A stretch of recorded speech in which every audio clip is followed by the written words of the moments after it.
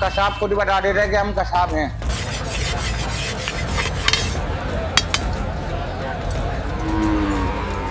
अगर अनाड़ी नहीं हो ना तो हम लोग काम भी नहीं कर सकते यहाँ पे। उसकी पहचान ये है कि वो पैसे कम मांगता है। मार्केट में जाते हैं या मोहल्ले में अपने जिनसे गोश्त लेते हैं तो जाहिर है उन्हें पहचानते हैं। ऐसी करता रहेगा 19-20 वाला काम तो पता चल जाएगा, सारे गोश्त का चूड़ा बना के रख देगा। बकरे की करें चाहे बच्चे की करें, 1 लाख की करें चाहे 10,000 की करें, मगर प्रोफेशनल से करवाएं।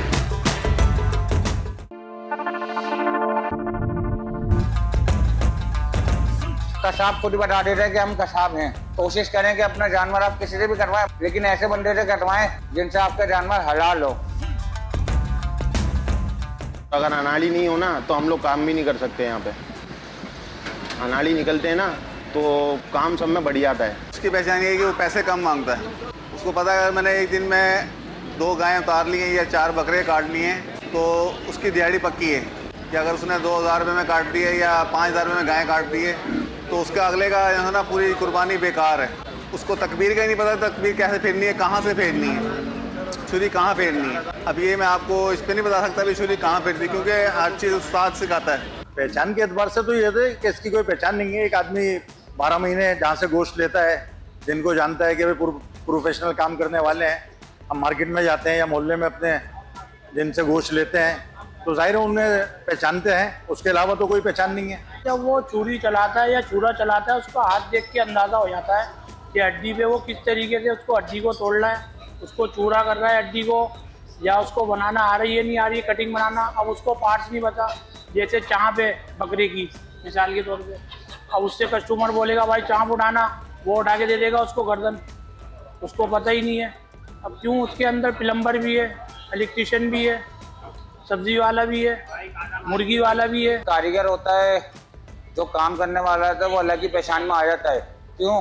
वो अपनी जगह पे बैठा हुआ है और जो ग्राहक अल्हम्दुलिल्लाह कटवाना जानते हैं ना तो वो डायरेक्ट उन्हीं से रब्ता करते हैं।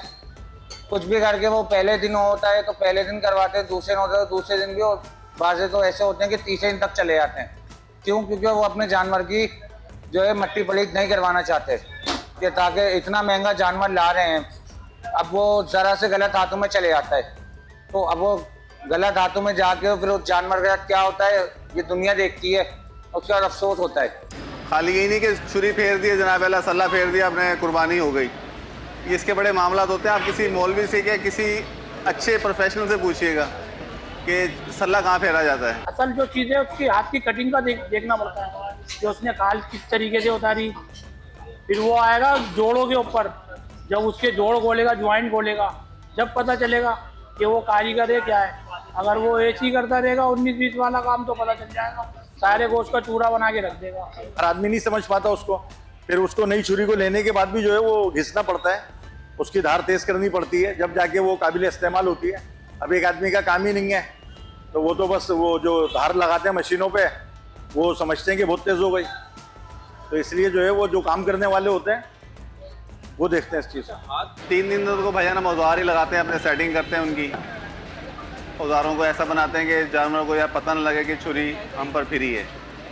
अब बहुत से जो अनाड़ी बेचारे माशाल्लाह हमारे भाई साहब लगे होते हैं, आधा जानवर उड़कर भाग जाता है, छुरी फिरी होती है, तो ये जानवर को अज़ियत देने वाली बात है।